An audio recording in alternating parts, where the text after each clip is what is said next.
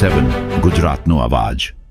નમસ્કાર દર્શક મિત્રો, i7 ન્યૂઝ ગુજરાતીની સાથે હું છું આપની સાથે પાયલ બામભણિયા। તો જોઈએ આજના મહત્વના સમાચાર।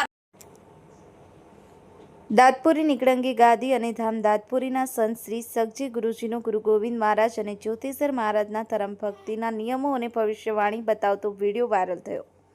મળતી માહિતી મુજબ રાજસ્થાન ગુજરાતની સરહદે આવેલ દાંતપુરી કુંવારી ધામના નિકળંગી દળના અને ગુરુ ગોવિંદ મહારાજની ભવિષ્યવાણી અને જોગમાં જીતવાની વાત જોવા મળી અને સંગઠિત રહી અને ધર્મ ભક્તિ કરવાની વાત જોવા મળી હતી અને આવનાર 4 જોગમાં કેવી રીતે બચવું તે અંગેનો વિડીયો વાયરલ જોવા મળ્યો હતો।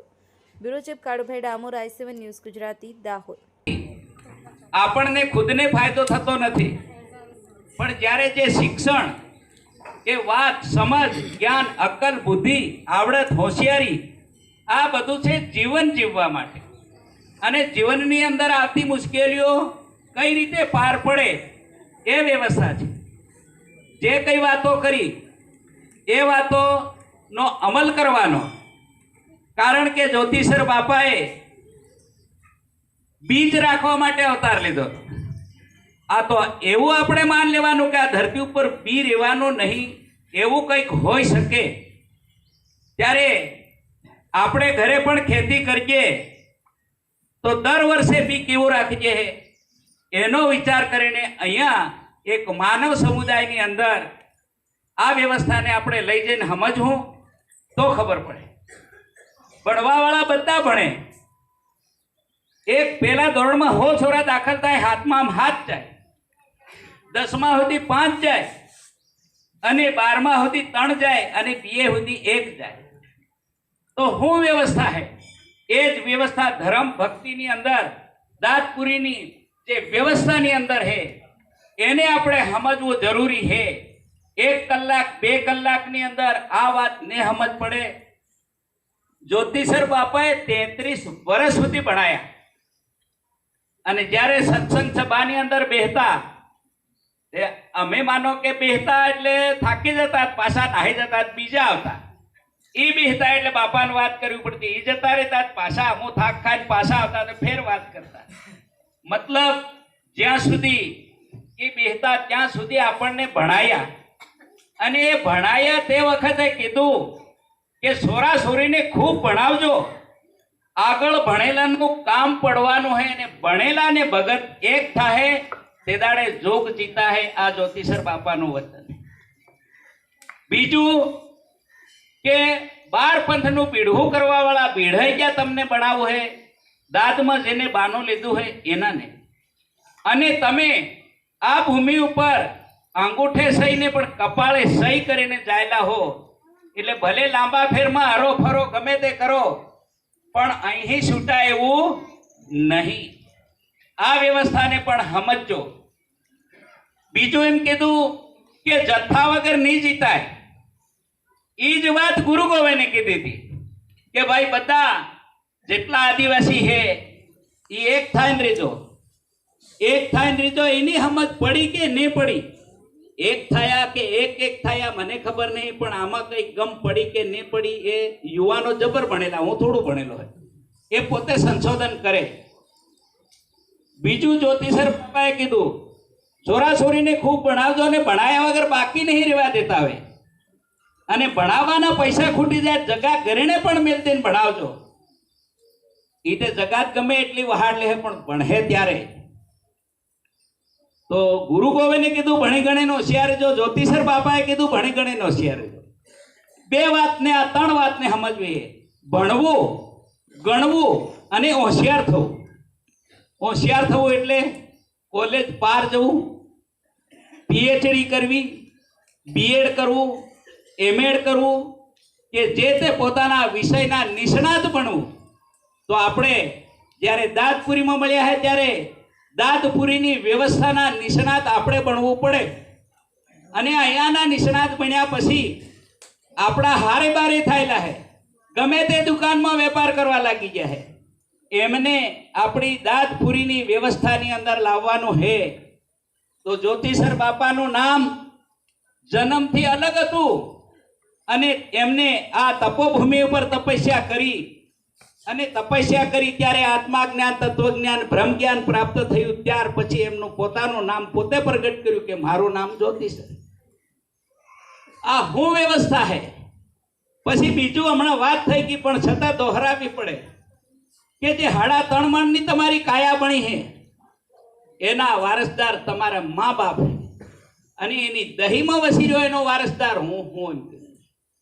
એને સમજવું હોય તો આપણે આ દહીંની અંદર જે બોલવા વાળો વહી રહ્યો હોય એને આજ દિન સુધી આપે કોઈ જે બાળ્યો મેં તમે બધા નહીં બાળવા જડતો ત્યાર કેવો હે એને રંગ નહીં, રૂપ નહીં, આકાર નહીં, કદ નહીં, વજન બી નહીં અને આપણને જોવા મળતો નથી. પણ એ કેવો હે? એક જ્યોત પ્રકાશ સ્વરૂપ માટે એ આપણે જોઈ શકતા નથી. એ આવે હે અને જાય હે દહીં છોડીને. કરોડો અરબો ખરબો માણસો ધરતી ઉપર ફરે હે છતાં જાતા કે આવતા આપણ કોઈ કેમ નહીં કહેતો કે મેં ભાર્યો તો. ત્યારે હું વ્યવસ્થા હે. એવી રીતે એના આત્માને બનાવનાર પરમાત્મા હે. એને પણ રંગ નહીં, રૂપ નહીં, આકાર નહીં અને ખાટો તુરો કે ગોળો એવો કંઈ લાગતું નથી. માટે એને આપણે જોઈ શકતા નહીં. પણ શરીરમાં આત્મા હે 100% વાત છે. એને આત્માને બનાવનાર હે એ 100%ની વાત છે.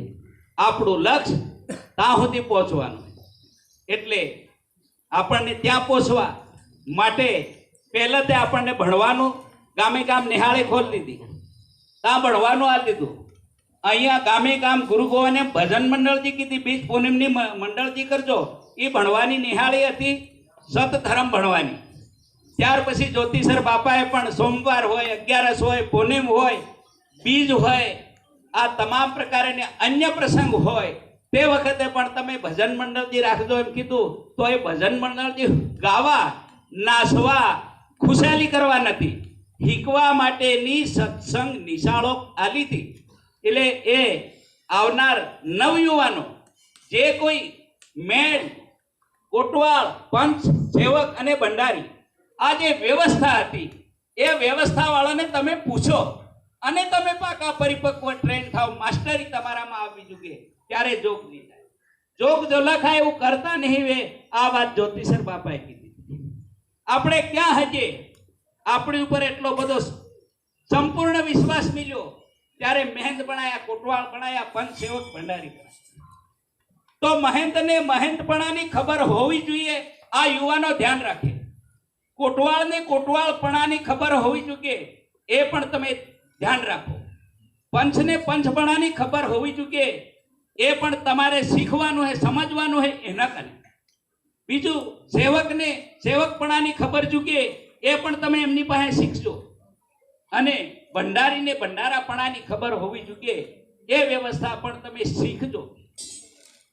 તો સૂર્યના કિરણમાં રમેત માંડી હે, સૂર્ય રાણ માંડ્યું હે, ભજન ગાવ હે. એ હું હે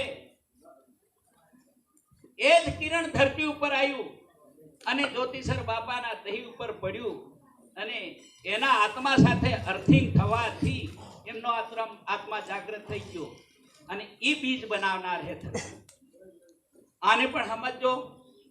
છેલ્લે જ્યોતિષર બાપાએ જમીમાની તપસી કરી અને 5 દિવસ સુધી એક ઢાલરી જમીનમાં બનાવ્યા. ગુરુ દરબાર હતા અને ત્યાં એ સમાધિ લેતા હતા. જમીનને માં કરીને મેં એની સેવા કરી, સાધના કરી, સમરણ કર્યું, જપ તપ કર્યા એ વ્યવસ્થા. પછી હવા મહિના સુધી પાઠ સીવ્યો. પાઠ એટલે જમી, આસમાન, ચાંદ, સૂરજ, પાણી, પવન, મેઘ, વીજળી, તારા મંડળ, સૂર્ય મંડળ જે કહીએ તત્વો એની પણ એને સેવા કરી, સાધના કરી, એને પ્રસન્ન. ટોટલી બાબતની વ્યવસ્થા હે. એ વ્યવસ્થાને આપણે શીખવી પડે. હાલો. તો આ તમામ વ્યવસ્થા જો આપણે શીખવું તો એની લાઈને ચાલવું. જ્યોતિષર બાપાએ આ જગ્યા ઉપર એ વખતે આ દરવાજો નતો બન્યો અને મેળો બાંધ્યો અને મેળાની અંદર પછી કીધું કે લગભગ 1996ની વાત છે. તે વખતે કીધું કે હું ઉપલી ડિગ્રી ઉપર છું હે અને મારી જગ્યાએ મેટ કોટવાળાને મેલું હોય એમ કીધું. તો તે દિવસે એના ને બાપાની